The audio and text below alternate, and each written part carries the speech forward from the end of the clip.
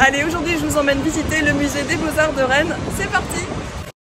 Ce qu'il faut savoir, c'est que toutes les expos permanentes du musée des Beaux-Arts sont gratuites.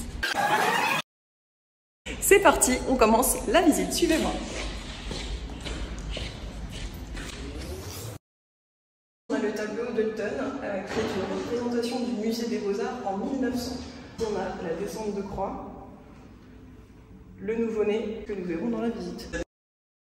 Les salles sont réparties par ordre chronologique, donc on va passer du plus ancien vers le plus récent. Anecdote sur ce tableau qui s'appelle La femme entre deux âges. Regardez bien ici, cette partie-là, la bourse de ce personnage a été découverte après restauration. Pour rester dans le thème de la restauration, vous avez derrière moi ce tableau très célèbre de pièce phare du musée, c'est Persée qui délivre Andromède, peint par Véronèse. Ce tableau a été restauré 4 fois au total et on a réussi en fait à récupérer la luminosité initiale de ce chef-d'œuvre. Maintenant, on va aller voir la pièce phare du musée. Donc le fameux tableau Le Nouveau-né de Georges de la Tour.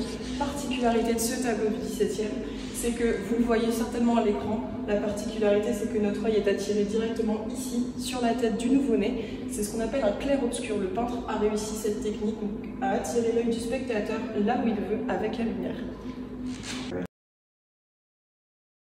Tableau du XVIIe, particularité, il y en a deux.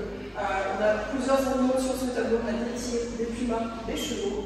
Et deuxième particularité, le peintre a vraiment réussi à retranscrire tout en mouvement. Donc ce tableau, c'est la descente de croix de Charles Lebrun, donc il fait 5,45 m de haut par 3,29 m de largeur. À côté, je suis toute petite.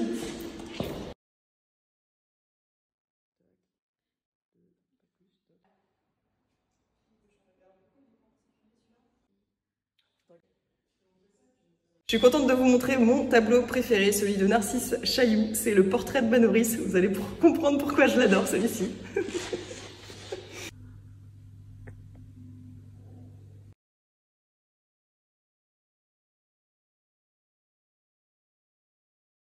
Le tableau qui est derrière moi est une esquisse de Jean-Julien Lemordant.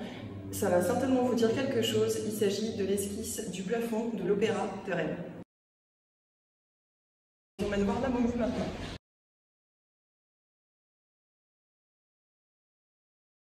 Alors ici, on est avec une momie découverte en 1904 à Antinoé, en Égypte.